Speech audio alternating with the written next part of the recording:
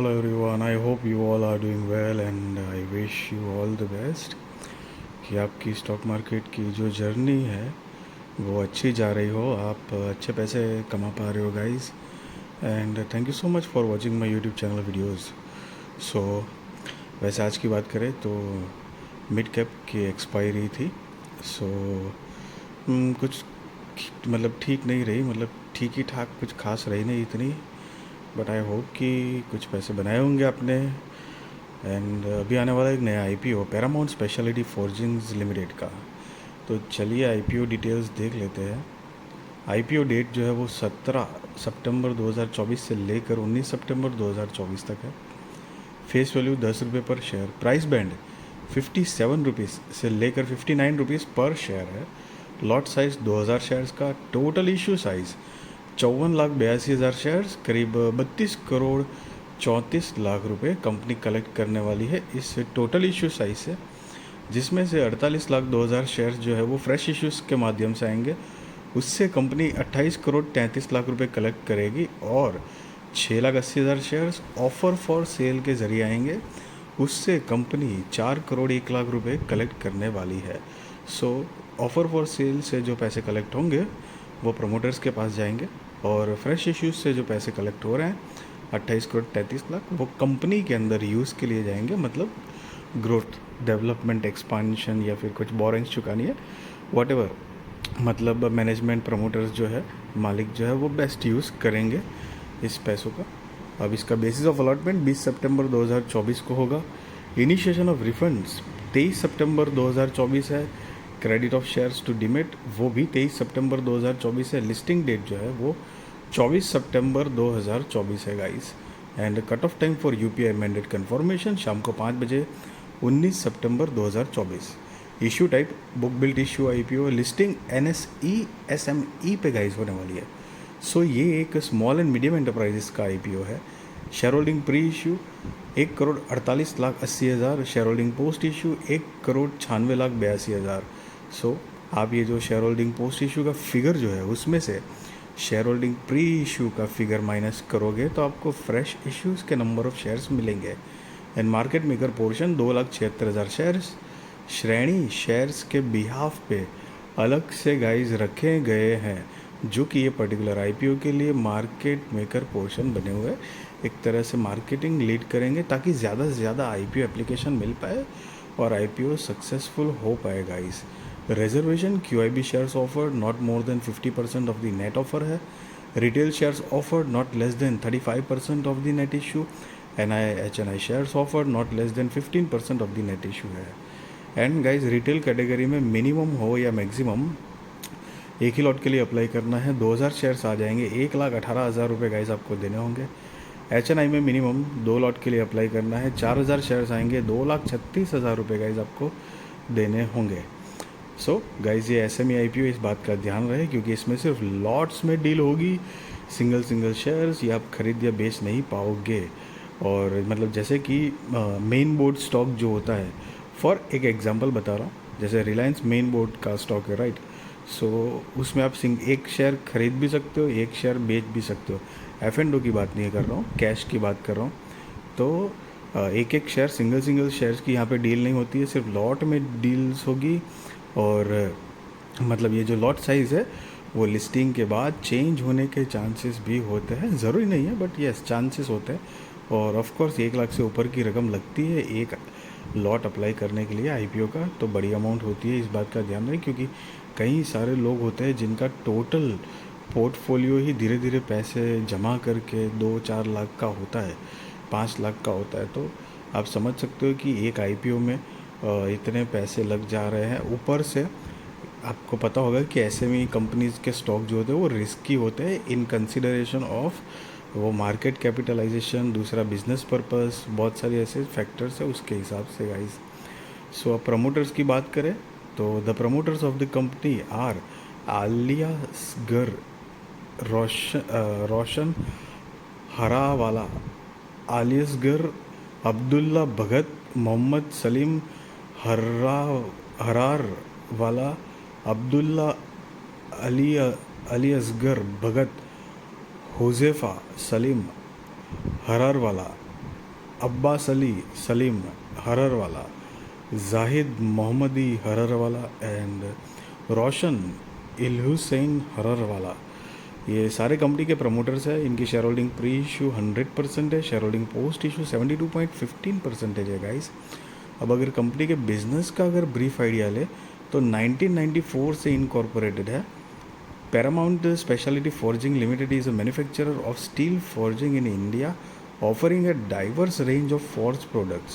The company's product manufactured to meet national and international standards and are used in various industrial applications including petrochemicals, chemicals, fertilizers, oil and gas, nuclear power and heavy engineering sectors.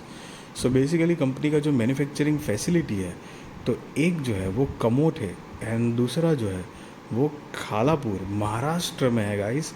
And company जो जो चीज़ manufacture करती है उसमें forge products which includes tube sheets, blanks, forge rings, spacers, gift girth flanges, tyre rings, self reinforce nozzles, long weld neck flanges, seat valve bodies, bonnet etcetera.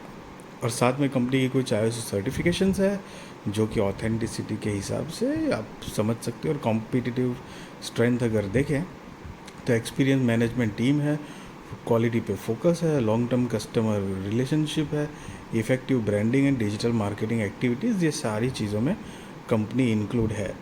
अब अगर company के business की मोटा मोटी ब्रीफ आइडिया ले जो कि एक काफ़ी इम्पोर्टेंट चीज़ होती है, सो उसमें यहाँ पे 31 मार्च 2022, 23, 24 के फाइनेंशियल्स दिए गए हैं गाइस। ये सारे फिगर लैक्स में है, मैं आपको करोड़ में कन्वर्ट करके बताऊंगा।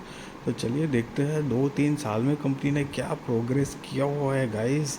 सो यहाँ पर असेट 31 मार्च 2022 के अकॉर्डिंग 54 करोड़ 50 लाख रुपए के आसपास थी, जो कि 31 मार्च 2024 में बढ़कर 81 करोड़ 79 लाख रुपए के आसपास हुई है। रेवेन्यू 92 करोड़ 43 लाख रुपए से बढ़कर 113 करोड़ 63 लाख रुपए के आसपास हुई है। Profit after tax 3 crore 13 lakh रुपए से बढ़कर 7 करोड़ 25 लाख रुपए के आसपास।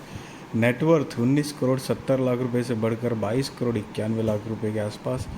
Reserves and surplus 19 crore 69 lakh रुपए से कम होकर 8 करोड़ 3 लाख रुपए के आसपास हुई है।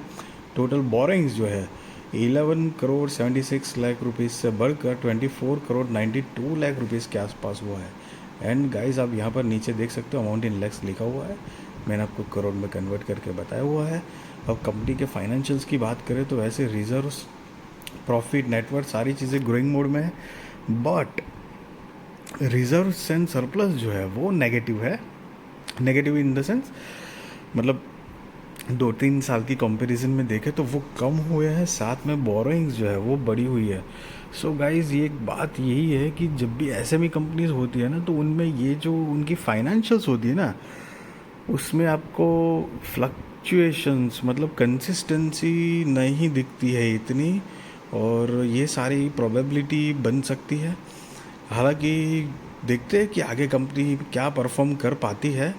मतलब इतने कुछ खास मेरे ख्याल से फाइनेंशियल्स तो नहीं लगे, क्योंकि अगर सारी चीज़ें सही है तो रिजर्व्स कंपनी के पास कम क्यों हो रहे हैं इस तरह से, तो वो थोड़ी मतलब होगा, मतलब लायबिलिटीज़ और अदर उनकी कुछ कमिटमेंट कुछ तो ऐसी चीज़ें होंगी जिसकी वजह से वो रिजर्व्स पे थोड़ा सा फ़र्क आ रहा होगा। बट लेट्स सी अभी आगे कंपनी क्या करती है, क्योंकि जब भी एक बात हमेशा याद रखना कि कंपनी छोटी होती है ना तो जनरली वो कंसिस्टेंट बिजनेस जनरेट करने में और तो मतलब फाइनेंशियल्स जो है वो कंसिस्टेंटली ग्रो करे या फिर उसको एक सही तरीके से मेंटेन करने में ना वही दिक्कत वाली बात तो बड़ी हो जाती है। सो जैसा मैंने पहले आपको बताया कि रिस्क फैक्टर होता है, तो ये सारी चीज़ें भी वन ऑफ द फैक्टर्स कहलाते हैं। कंपनी का मार्केट कैपिटल 116 करोड़ रुपए के आसपास है।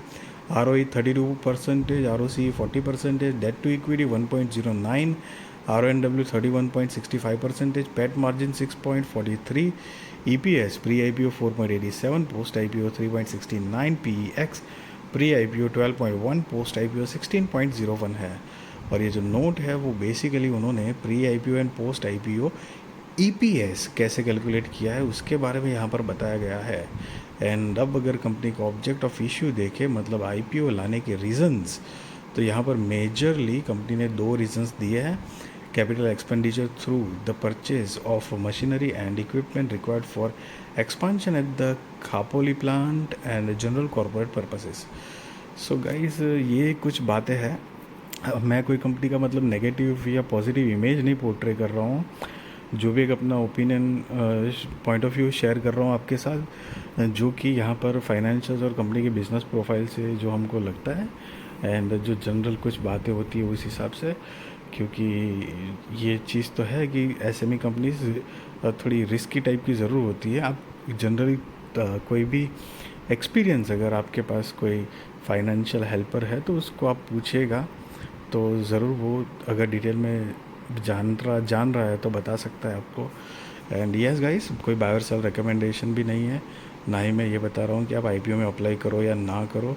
That is depend on your risk research, financial adviser को पूछ कर करना।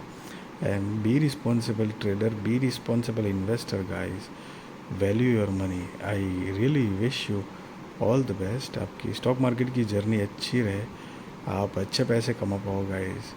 वीडियो अच्छी लगी तो ज़रूर लाइक शेयर सब्सक्राइब करिए। आपके सारे कॉन्टैक्ट के साथ भी मेरी वीडियो चैनल शेयर करिए, ताकि उनकी भी स्टॉक मार्केट की जर्नी और भी ज़्यादा कॉन्फिडेंट, सक्सेसफुल और अवेयर हो पाए guys. Thank you so much guys for watching this video. वैसे आज की बात करें तो बजाज हाउसिंग फाइनेंस की जो लिस्टिंग हुई है वो धमाकेदार लिस्टिंग मिली है, so that is a wonderful part. तो आई होप कि आप लोगों के आईपीओ बजाज हाउसिंग का लगा होगा और आपने पैसे कमाए होंगे। And all the best to the future, and thank you so much once again for watching this video. Just be responsible trader and investor guys. Thank you so much.